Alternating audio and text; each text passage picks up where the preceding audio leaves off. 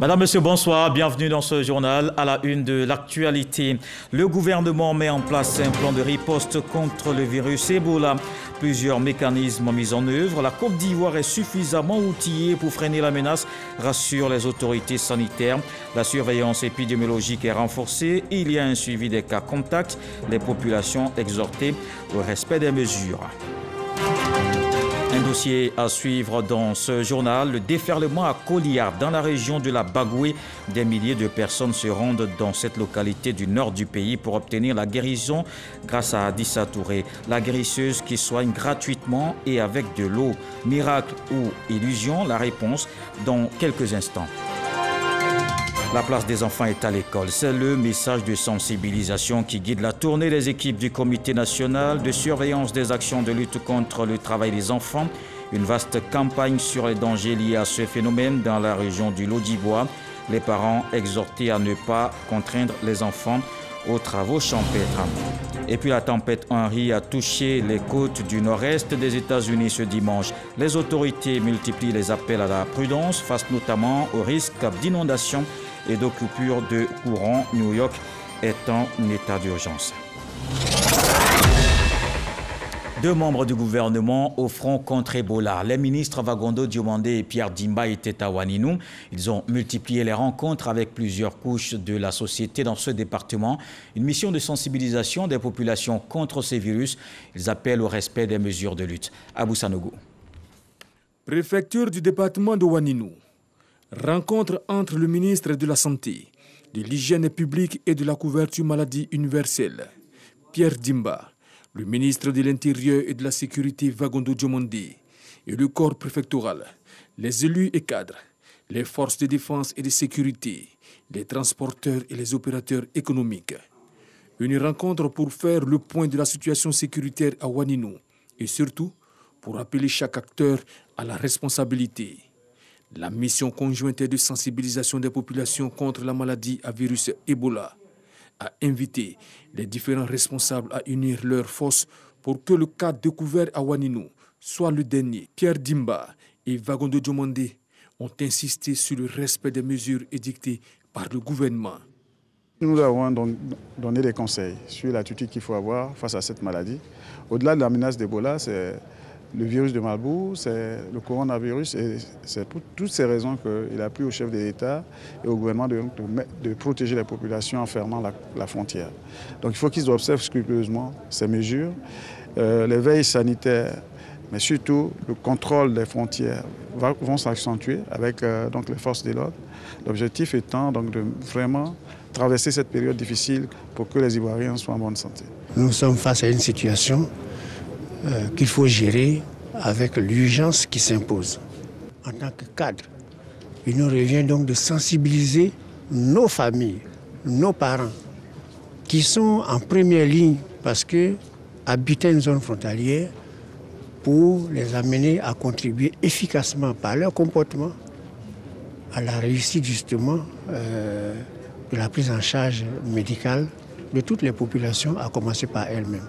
Les élus et cadres s'engagent à jouer leur partition dans la sensibilisation des populations. Nous allons renforcer la sécurité aux frontières, surtout par la sensibilisation, pour que toute personne qui rentre soit déclarée et tous ceux qui seront malades, qui vont avoir les symptômes de maux de tête, qu'ils se rendent rapidement à l'hôpital et saisir les médecins, saisir les infirmiers pour que vraiment ce cas soit très isolé et que ça ne se répète plus.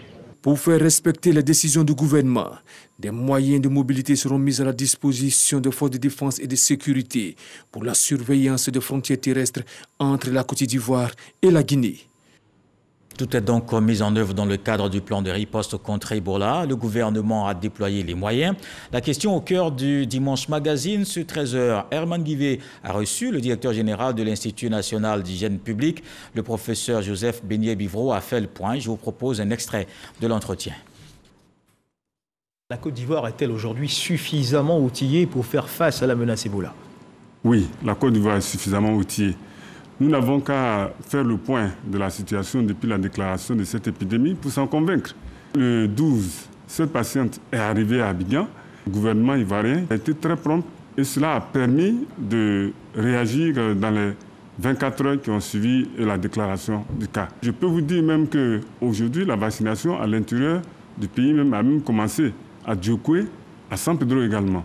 C'est un plan de riposte qui repose sur plusieurs piliers, notamment le contrôle aux frontières. Depuis ce seul cas qui est positif, qui est le cas d'Ebola, il n'y a plus d'autres cas, les autres cas étant des cas suspects qui sont des cas négatifs. Alors la stratégie, il y a le contrôle aux frontières, c'est vraiment important. Ensuite, il y a la surveillance épidémiologique, aussi bien dans les établissements sanitaires que dans la communauté. Il y a également le renforcement du laboratoire et il y a le renforcement de la prise en charge. Aujourd'hui, nous avons un centre de traitement qui a été rénové, qui est au niveau du CHU de Treichville. Nous avons aussi un autre au niveau des Mans. Donc, ça vous dit que c'est vraiment le plan qui est mis en œuvre. Mais en dehors de cela, il y a la sensibilisation. Il y a également le suivi des contacts. Notre objectif, c'est d'identifier tous les contacts et de pouvoir les suivre. En les suivant, nous prenons leur température 2 fois par jour. Nous voyons leur état de santé. Et je peux vous rassurer que tous ceux que nous avons suivis jusqu'ici, leur état de santé est bon. Je voudrais m'adresser aux Ivoiriens pour dire à nos frères qui sont venus, qui sont arrivés ce 12 août en provenance de Ouanounou, qui sont venus de l'Abbé et qui sont passés par Ouanounou, où ils ont pris un car pour se rendre à Abidjan, de se signaler aux autorités sanitaires, de se signaler aux responsables de leur communauté. Parce que si nous arrivons à les identifier le plus rapidement possible, nous allons les prendre en charge et nous allons les vacciner. Et si ces personnes-là sont vaccinées, ça nous permettra d'éviter la maladie. C'est pour leur bien. Donc je les invite à vraiment se rendre dans les centres de santé et surtout à se signaler pour que nous puissions les identifier le plus rapidement possible. Et d'un virus à un autre, la Covid-19 ne recule pas. Il faut donc continuer de respecter les mesures de lutte contre la maladie.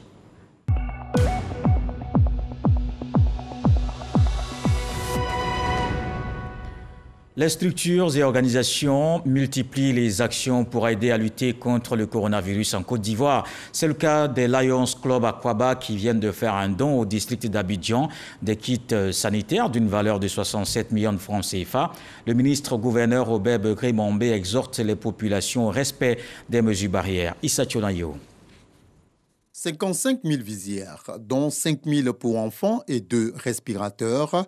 C'est le don d'une valeur de 67 millions de francs CFA fait par les Lions Club à Aquaba au district autonome d'Abidjan. Ces kits sanitaires visent à renforcer la lutte contre le coronavirus dans la capitale économique et ses environs. Nous faisons ce geste parce que nous avons l'habitude de dire partout où il y a un besoin, il y a un lion.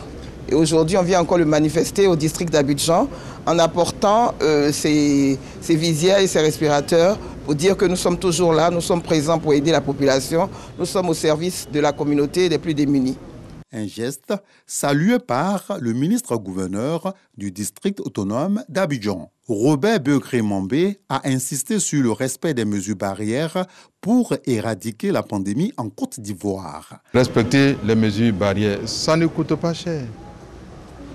De se laver les mains avec du savon qu'on a au quotidien, d'observer la distanciation de 1 mètre minimum, d'éternuer dans le coude, d'éviter de se parler nez à nez, bouche à bouche, de mettre son masque que nous essayons d'offrir autant que cela soit possible, et surtout de comprendre les messages pour les véhiculer auprès des autres. Respecter les consignes du gouvernement, c'est pour notre bien à tous.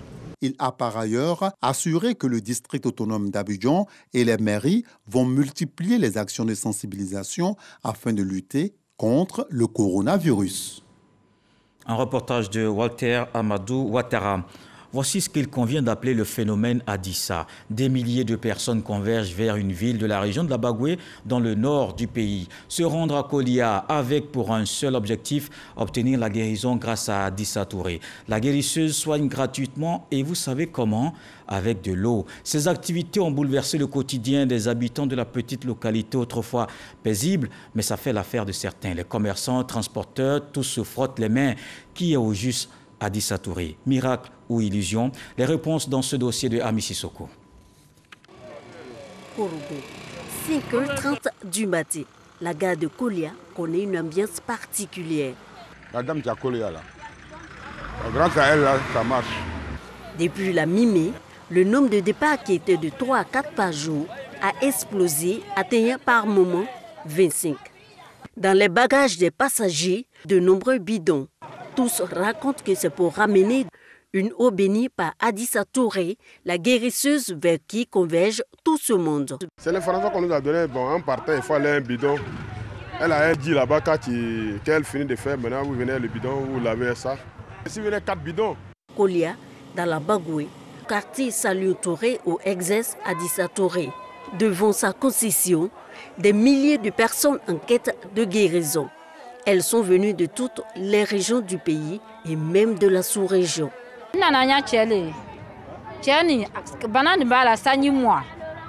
Ça fait 20 ans que mon mari est malade. Et on est allé à Boaké, à l'hôpital. Et on a fait des années là-bas. Il n'est pas guéri. On nous a parlé d'une dame qui guérit à Kolia ici. Donc on est venu. Alhamdoulilah, aujourd'hui, il arrive à marcher. Adissa Touré soigne essentiellement avec de l'eau, quelquefois avec du beurre de karité et du miel. Guidé sur l'eau, je pense que certainement c'est la volonté d'Allah subhanahu wa ta'ala. Sinon, on peut se soigner avec tout. Il y a le toucher, il y a le regard, il y a la pensée. Selon ses disciples et ses admirateurs, elle soigne toutes sortes de maladies, malformations, folie, surdité, stérilité et même celles dites incurables. Elle procède matin et soir à des séances d'exorcisme, d'imposition des mains et de prières pour chasser les esprits maléfiques. La foule est alors aspergée d'une eau bénite dont elle a seule le secret. Mais à la fois, elle a des bidons qu'on prend à 3 reprises pour se laver sur le site même. Vraiment pendant ces 3 jours et ça passe normalement. Vraiment, je n'arrivais même pas à marcher. Aujourd'hui, vous voyez, c'est arrêté. Je peux même rouler une moto, vélo, tout. Quand elle l'estime nécessaire, Adissa n'hésite pas à orienter certains malades vers l'hôpital public. Quelqu'un qui garde son malade, qui est affaibli, totalement affaibli, qui ne peut plus rien faire, et puis il l'amène. Ce n'est pas à moi de le garder. Je leur dis, ramenez vos malades à l'hôpital et puis venez prendre le nasi pour aller laver. Au moment des grands rassemblements à l'hôpital de Kolia, le nombre de patients connaît une nette augmentation. 300 à 400 malades par mois. Mais au jour d'aujourd'hui, selon le dernier bilan, on tend vers 500 à 600 malades. Tout ce qu'on fait, c'est dans l'intérêt de la population. C'est dans l'intérêt de la population. Et surtout que nous communiquons ensemble. En cas de souci, elle les réfère. On gère. Vous savez que la santé n'est pas que corporelle, la santé n'est pas que physique, la santé est aussi psychologique. Si un malade X estime qu'en allant chez Adissa, il se porte mieux, c'est-à-dire que psychologiquement intègre, qu'il va mieux, alors pourquoi ne pas essayer de faire donc, cette synergie entre Adissa et puis la médecine moderne? Adissa Touré vivait en France avant de s'installer à Abidjan, puis à Kolia, depuis maintenant 1 an. D'après ma mère, c'est depuis que je suis petite. Mais moi, en réalité, j'ai pris conscience il y a 5 ans. Je prenais ma voiture avec un seau d'eau que j'attachais en petit sachet. Je me promenais à Bobo, à Djamé, Yabougon, Trècheville. J'ai dit, venez prendre de l'eau, soignez-vous, ça va vous soigner, venez prendre. C'est comme ça que ça a commencé. Quand on nous dit qu'il y a des miracles, oui, nous connaissons plus ou moins le fonctionnement du pacte avec les génies. C'est des mirages, c'est des illusions, c'est des choses temporaires qui ne sont pas à perdurer parce qu'il faut que ceux qui vivent ces prétendus miracles-là viennent attirer d'autres personnes. Je reçois seulement des témoignages qui disent quoi? Qui me confortent dans ma position pour dire que ce n'est pas islamique.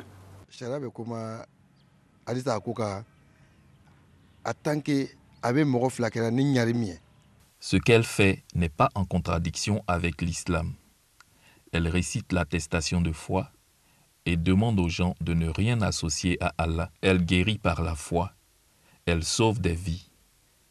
Et selon le prophète Muhammad Rasoul, celui qui sauve une vie a sauvé 1000 vies.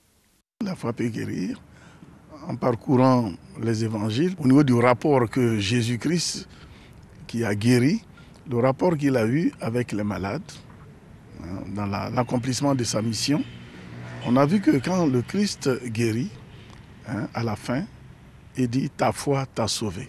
Les soins de Hadissa sont gratuits, mais chaque pèlerin peut faire don d'une somme d'argent pour l'entretien du site. À Kolia, tout un business se développe autour du site de prière. Tout bouge, les vendeurs de poissons, ceux qui venaient avec 10 cartons actuellement sont obligés d'envoyer 40 cartons. Nous consommons plus de 200 000 litres d'eau par jour. C'est mon 4e voyage qui est là. Ça fait 1000 litres. Bon, ça fait 40 bidons. Les bidons pour remplir, là, 100 francs, 100 francs. Sa présence a un impact énorme sur l'économie de la commune. Donc aujourd'hui, il y a plus de 150 tricycles qui sont conduits par nos jeunes frères. En réalité, il y a plus de 300 jeunes aujourd'hui qui sont en activité à Kolia. Toute cette affluence vers Kolia n'est pas sans conséquences. Elle engendre beaucoup d'accidents de circulation. 80% des interventions aujourd'hui dans la région, on peut le dire que c'est sur l'axe Korogo-Bundiali et Bundiali-Kolia. Nous avons fait le déplacement pour venir la voir elle-même, pour qu'elle puisse passer le message de sensibilisation, pour dire aux usagers d'aller doucement. Actualité oblige. La pandémie à coronavirus est également à l'ordre du jour. On leur avait dit de porter le cache-nez. Il y a une responsabilité qui est là aujourd'hui. Il faut une éducation. Kolia est située à moins de 100 km de la frontière du Mali où sévit le terrorisme. Une préoccupation pour les autorités locales. C'est vrai qu'on nous dit que les frontières sont fermées, mais une fois arrivé aux frontières, il semble-t-il qu'ils prennent des tricycles pour pénétrer, pour traverser Tengrela jusqu'à Kolia. Il faut sécuriser la zone, il faut essayer de filtrer pour ne pas que nous soyons surpris demain. Nous avons beaucoup plus peur pour l'aspect sanitaire que pour le djihadisme. Le djihadisme, c'est vrai, nous sommes à la frontière, mais il ne faut pas trop se faire peur parce que nous avons les autorités de la défense qui sont sur place, qui font leur travail. Hadissa Touré, pour les milliers de personnes qui convergent vers Kolia, incarne l'espoir d'une guérison, d'un lendemain meilleur.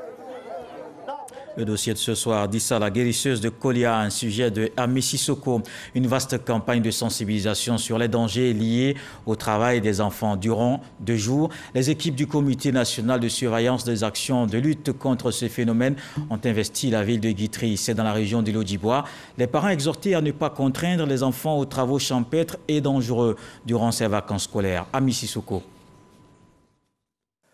Ne pas prétexter des vacances scolaires pour soumettre les enfants aux travaux dangereux. Voilà l'essentiel du message que les experts du Comité national de surveillance des actions de lutte contre le travail des enfants, CNS, sont allés transmettre aux populations de la ville de Guitry.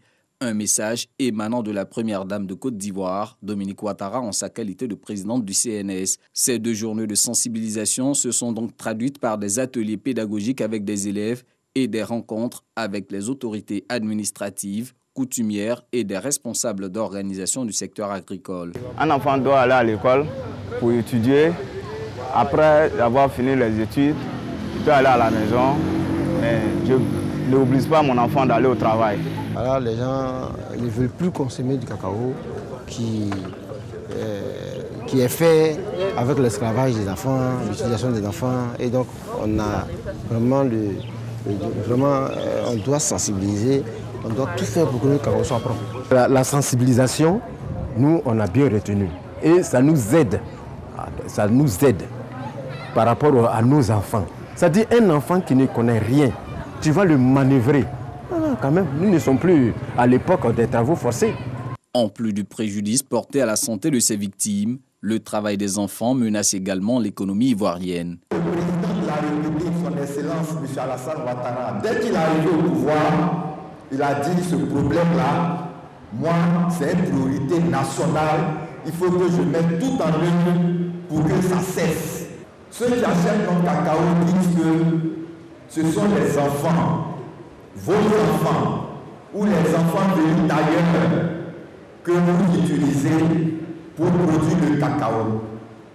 Donc pour cette raison, ils nous menacent, ils ne veulent plus acheter notre cacao. Mais si on n'achète plus le cacao, qu'est-ce qu'on va devenir?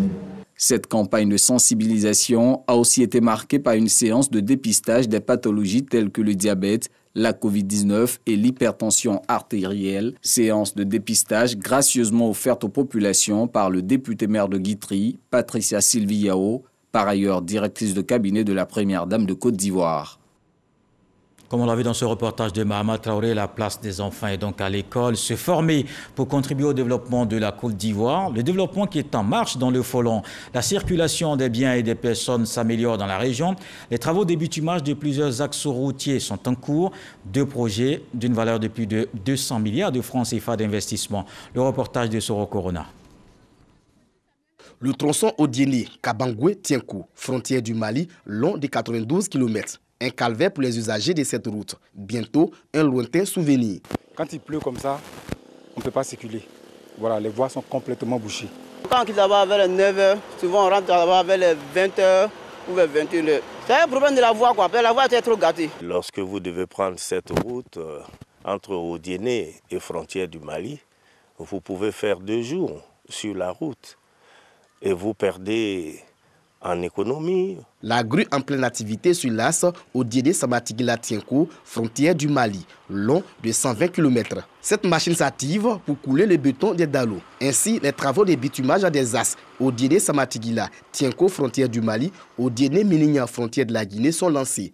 Ces travaux se déroulent bien et visent à désenclaver la région du Folon. Les travaux de bitumage de la A7 d'Odiéné jusqu'à la frontière du Mali est une réalité. Aussi de Odiéné, kilomètre 44, jusqu'à la frontière Guinée-Mali, est aussi une réalité. Ces difficultés réduisent le sort de la région du Folon.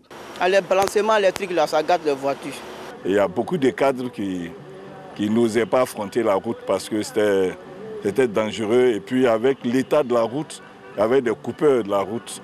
Avec un taux de réalisation de 25%, selon les techniciens du BINET, la circulation s'améliore. Les populations pouvaient rester bloquées pendant des jours, ne pouvant pas passer. Aujourd'hui, sur le terrain, nous constatons que des ponts sont en train d'être faits pour régler tous ces problèmes.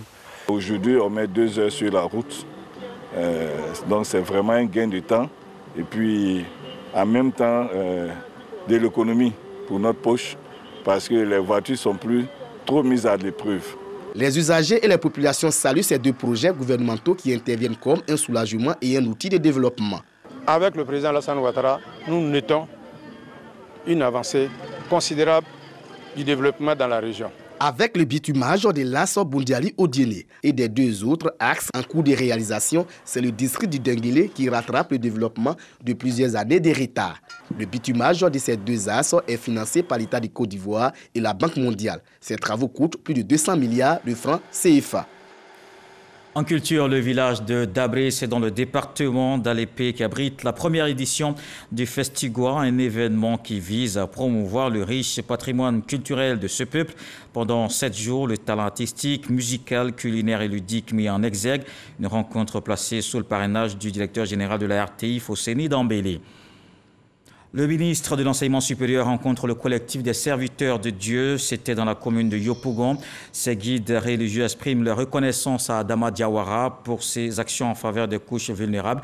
Une occasion saisie par le ministre pour appeler à la cohésion sociale. Salima Toudia.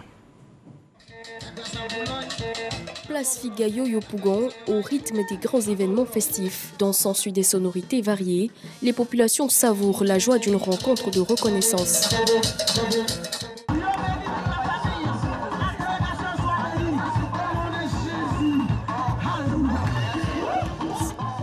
À l'initiative du collectif des pasteurs, les fidèles chrétiens et les membres de l'ONG Cris de cœur, de la femme et de l'enfant sont venus des 4 coins de Yopougon pour communier avec le ministre de l'Enseignement supérieur et de la Recherche scientifique. Une rencontre de reconnaissance au ministre pour ses actions et son engagement à leur côté.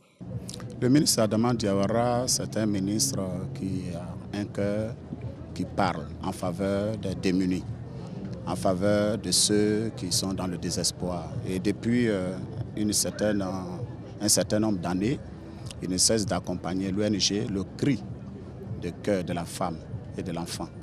Et nous croyons que quelqu'un qui sait écouter les cris de douleur, de détresse, un tel homme mérite qu'on l'accompagne et qu'on soit avec lui.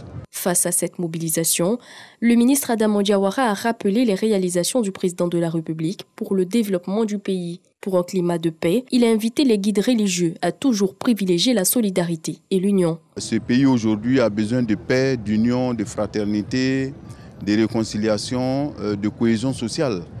Donc lorsque une prière est organisée pour ces différentes valeurs, cette prière est à saluer. Et également, la prière a été faite à l'endroit des dirigeants de ce pays. Vous savez, les dirigeants d'une nation telle que la nôtre ont besoin d'être inspirés au quotidien par le Tout-Puissant pour pouvoir mener à bon port leur nation. Adama Diawara a réitéré son engagement à soutenir davantage les populations et à œuvrer pour le développement de la commune de Yopougon. Un don de 6 millions de francs CFA a été fait au corps de Christ et aux ONG.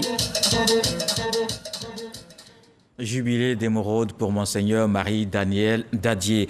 L'archevêque métropolitain de Korogo a 40 ans de sacerdoce au service de l'Église. C'est un homme caractérisé par la mission de paix qu'il professait partout où le devoir l'appelait. Il a été célébré dans sa ville d'origine d'Ivo par ses enfants spirituels, amis et coreligionnaires. Prières et célébrations à la paroisse Saint-Pierre de Divo. Dans le reste de l'actualité, comme tous les dimanches, on fait le tour de ce qui a marqué cette semaine d'informations dans le monde. C'est dans le 7 sur 7 avec Alexis Ouedraogo.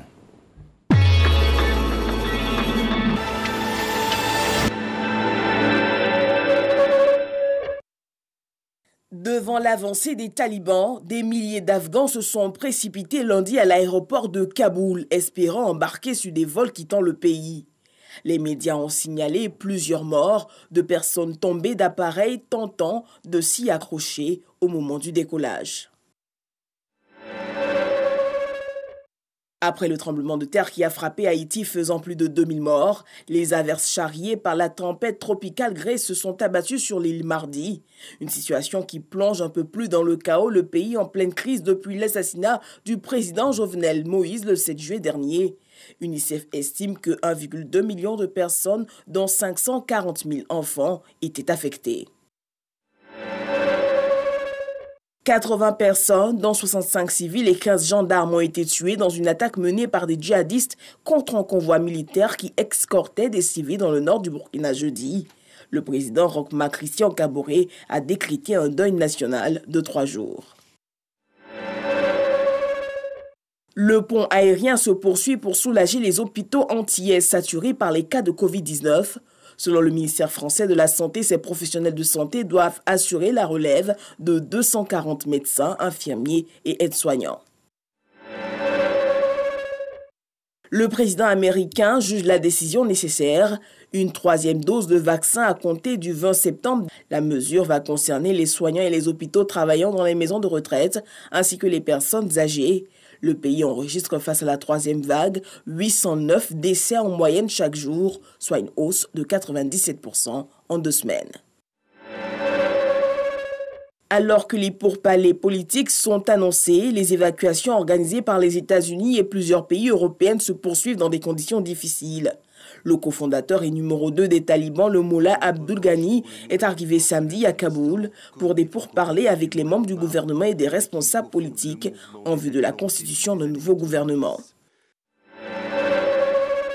La tempête Henri poursuit son avancée ce dimanche vers le littoral du nord-est des États-Unis, contraignant des millions d'habitants à se préparer à l'arrivée de rafales de vent jusqu'à 120 km/h, avec une quinzaine de centimètres de pluie attendue en quelques heures.